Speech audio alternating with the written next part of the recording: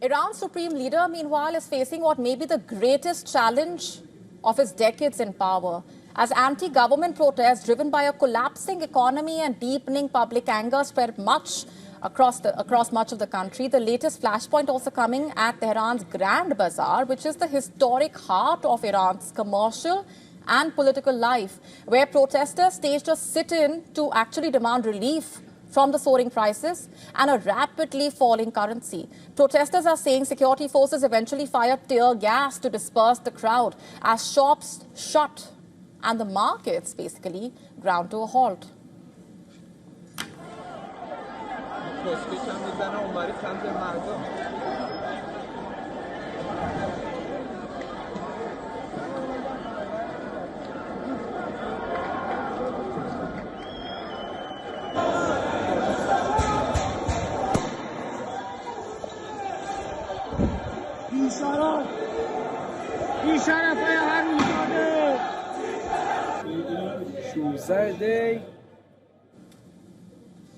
The demonstration at the bazaar is a significant escalation. For centuries, the Grand Bazaar has been a barometer of Iranian power, and when merchants close their doors, it triggers deep economic and political distress.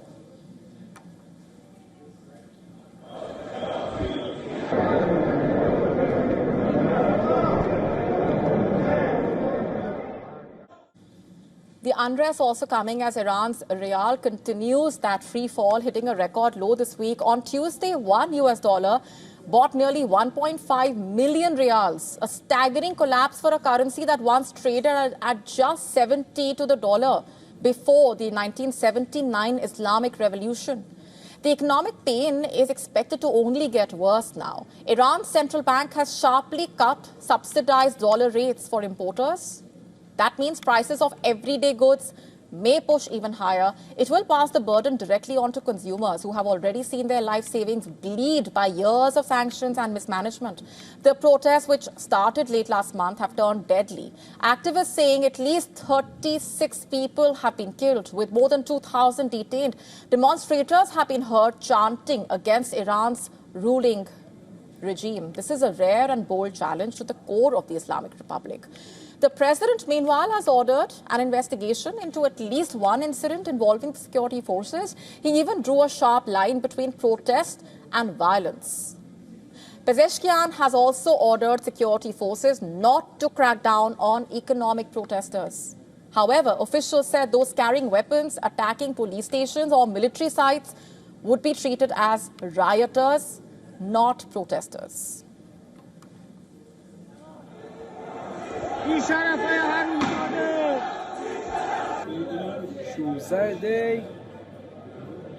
اعتصابات سراسری و مامورایی که اومدن با معترضا برخورد کنن.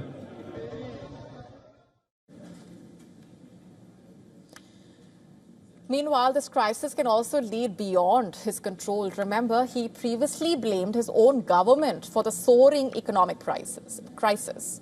Iran's military leaders, meanwhile, shifting blame outward. The army commander-in-chief has accused the United States and Israel of meddling in Iran's internal affairs, calling them historic enemies of the Iranian nation. He also issued a veiled threat of preemptive military action following warnings from Trump that America would respond if peaceful protesters were killed.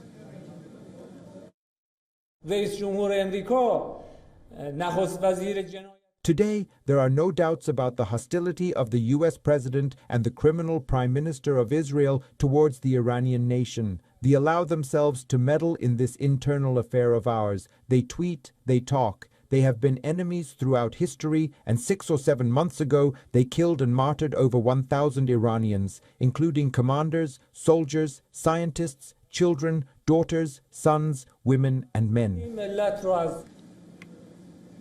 Iran has weathered waves of protests, but this time, the combination of economic collapse, widespread unrest, and open defiance across major cities, posing a far more serious test for the country's leadership. For Ayatollah Khamenei, the question now is whether the state can actually contain a movement rooted not just in politics, but also in the daily struggles of the Iranians, just trying to survive.